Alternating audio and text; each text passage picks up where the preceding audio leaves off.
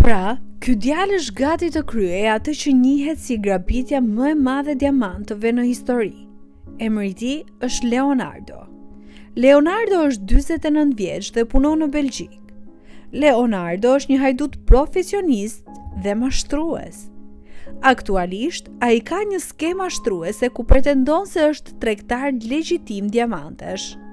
Ka marrë me qira një zyrë të vogël brenda ndërtesës së qendrës së diamanteve në Antwerp, Belgjik. Me sa duket, po përpiqet të mashtrojë njerëzit në këtë mënyrë. Por një ditë rreth vitit 2001, ai merr mundësinë më të madhe të jetës së tij. Po rrinte në një lokal kafeje në Antwerp dhe i del përpara një bashkëpunëtor i dyshimt. Ky bashkëpunëtor i propozon një ide të çmendur. Do t'i paguaj Leonardos 100.000 euro vetëm që të hulumtoj dhe të zbuloj nëse kasaforta e qendrës së diamanteve mund të grabitet. Me sa duket, donte të dinte nëse ishte mundur të kryhej një grabitje për të vjedhur një sasi të madhe diamantesh nga ajo kasafort. Leonardo i thot: "Mirë, do ta shikoj." Merr një stilolaps me një kamer miniatur të fshehur në kapak dhe vendos në xhepin e kraharorit që të mos e vë re njeri. Pastaj shkon te qendra e diamanteve në Antwerp, që është si një qendër qendrore biznesi për tregtinë e diamanteve. Merr ashensorin disa kate poshtë ku ndodhet kasaforta dhe aty, fshehurazi, fillon të marr sa më shumë foto të ambientit me kamerën e stilolapsit, duke u përpjekur të vlerësoj sa e lartë është realisht siguria e vendit. Më vonë takohet përsëri me bashkëpunëtorin e dyshimt, i jep të gjitha fotot dhe i thot: "Shiko, kjo grabitje është e pamundur, ka shumë shtresa sigurie." Me sa duket bashkëpunëtori i dyshimt i paguan dhe me kaq mbaron puna. Kalojnë 5 muaj dhe papritur bashkëpunëtori i dyshimt e telefonon përsëri Leonardon dhe i kërkon të takohen në një depo të braktisur. Leonardo shkon dhe aty sheh që bashkëpunëtori me banditët e tij kishin ndërtuar një kopje të saktë të kasafortës së qendrës së diamanteve në Antwerp, duke përdorur fotot që Leonardo kishte marrë me stilolaps 5 muaj më parë. Për më tepër, kishin ushtruar vazhdimisht grabitje në këtë replikë që kishin ndërtuar. Në një moment e ftojnë zyrtarisht Leonardon të përfshihet dhe ai pranon. Tani do t'i ndihmoj të kryen grabitjen. Kalojnë 2 vitet e ardhshme duke planifikuar çdo detaj, si ta anashkalojnë çdo shtresë sigurie. Tashmë jemi në vitin 2003 dhe dita e madhe ka ardhur më në fund. Janë gati të kryejnë grabitjen. Leonardo i çon vetë me makinë bashkë me 4 banditët te qendra e diamanteve. Bërin aty. Ai qëndron në makinë si roje ndërsa 4 banditët dalin duke mbajtur disa çanta të mëdha dhe hyn fshehurazi në një ndërtesë pikërisht pas qendrës së diamanteve. Pastaj dalin nga dera e pasme. Përdorin një shkallë për të hyrë në qendrën aktuale të diamanteve dhe përdorin të gjitha llojet e trukeve dhe pajisjeve për të anashkaluar kamerat dhe alarmet e sigurisë. Përfundimisht arrin të hyjë në kasafort. Kjo kasafort ishte plot me kuti depozitash sigurie, 109 sosh. I thyen të gjitha 109 kutit dhe fillojnë t'i mbushin çantat me gjithë plaçkën brenda, diamante, ar dhe çdo lloj monedhe të huaj. Orë më vonë përfundojnë. Çantat janë plot dhe nuk mund t'i mbushin më. Largohen dhe dalin ngadalë nga ndërtesa. Në total kishin vjedhur rreth $100 milion amerikanë vlerë. Ishte një fitore e madhe. Kthejnë të gjithë në apartamentin e Leonardos dhe aty festojnë. Derdhin verë, han sanduiçe, kalojnë shumë mirë, sepse në thelb kishin arritur të kryenin një grabitje të madhe që më parë konsiderohej pamundur. Për më tepër, të gjithë do të bëheshin tepër të pasur. Pasi mbarojnë festën dhe han, fillojnë të pastrojnë pas vetes.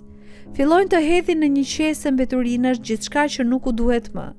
Jo vetëm ushqim të mbetur, por edhe fatura, vegla dhe çdo provë tjetër inkriminuese që mund t'i lidhte me krimin që sapo kishin kryer. Të nesërmen ekipi fillon të ndahet dhe Leonardo merr makina me qira. Ai dhe një nga banditët, Speedy, janë ende në Belgjik, por po nisen drejt Italisë. Në makinë kanë edhe qesen e mbeturinave ku kishin hedhur gjithë ato gjëra një ditë më parë. Gjatë rrugës, Speedy fillon të bëhet paranojak, fillon të ketë sulme ankthi. Me sa duket, njihej si tip paranoid. E bezdis fakti që qesa e plerave është në makinë sepse ka prova të grabitjes brenda. I trembet se po i ndalin dhe mund t'i zënë. Speedy çmendet. Ndalo tani. Leonardo del në një rrugë dytësore dhe ndalon në pyll sepse mendon se do ta digjnin qesen bashkë me provat. Por Speedy me ankthin që kishte, kap qesen dhe zbras të gjithë plerat në tokë. Leonardo nuk do të ndalonte të mblidhte përsëri gjithçka vetëm për ta djegur, kështu që i thot Speedy të qetësohet dhe nisen përsëri. Shkojnë nga Belgjika deri në Itali, takojnë me banditët e tjerë dhe ndajnë plaçkën. Disa ditë më vonë, një fermer lokal del në tokën e tij dhe sheh gjithë ato plera që dikush i kishte hedhur aty. I natoset shumë dhe thërret policinë. Disa fëmijë po hedhin plera në pronën time. Policia i kërkon të përshkruaj plerat. Ai fillon të listoj: shirita ngjitës, doreza, vegla hajdutësh dhe një zarf ku shkruhet Antwerp Diamond Center. Për policinë, kjo tingëllon shumë e dyshimt. Marrin të gjitha plerat, i analizojnë dhe gjejnë brenda një sanduiç salmon gjysmë të ngrënë. Sanduiçin që Leonardo kishte ngrënë në apartamentin pas grabitjes. E testojnë dhe gjejnë ADN-n e Leonardos. Disa ditë më vonë, Leonardo kthehet në Belgjik sepse duhet të kthente makinën me qira. Ndërsa është aty, kalonte ndërtesa e qendrës së diamanteve, vendi që kishte grabitur për të marrë postën. Një roje sigurie e nje, e di që policia e kërkon dhe i thërret me njëherë. Policët vinë dhe arrestojnë Leonardon. Ja një foto e tij në jetën reale. Po ja çudia. Leonardo duket se është njëri shumë besnik, sepse policia shtyp fort, por ai refuzon të denoncojë ndonjë nga banditët e tjerë që e ndihmuan. Prandaj të tjerët që ishin përfshirë nuk akuzohen dhe nuk arrestohen, përveç Speedyt. Speedy arrestohet dhe bën pak burg, por jo shumë, sepse Leonardo nuk e denoncon. Meqense Leonardo nuk flet, policia nuk arrin të gjejë pjesën më të madhe të plaçkës, që do të thotë se shumica e atyre $100 milion diamant dhe gjërat të tjera që vodhën është ende diku jashtë. Sidoqoftë, Leonardo dënohet dhe merr 10 vjet burg. Kështu përfundon historia e njërës prej grabitjeve më të guximshme dhe më të bukura në historinë e krimit modern, Antwerp Diamond Heist e vitit 2003. Një plan 2 vjeçar i kryer me saktësi geniale, një kasafor që konsiderohej absolutisht e paprekshme dhe një plaçkë prej rreth $100 milion që edhe sot e kësaj dite, pjesa më e madhe e saj nuk është gjetur kurrë. Ironia është rënditse. Banda që mundi sensor drite, detektor magnetik, kamera, alarme dhe një kasafor nëntoksore të blinduar, u zbulua në fund nga një sanduiç salmoni gjysmë i ngrënë dhe nga një qese plerash që u hodh në panik në një rrugë pylli. Leonardo Notar Bartolo, truri i operacionit, kaloi 10 vjet në burg, po kur nuk i tradhtoi shokët e tij.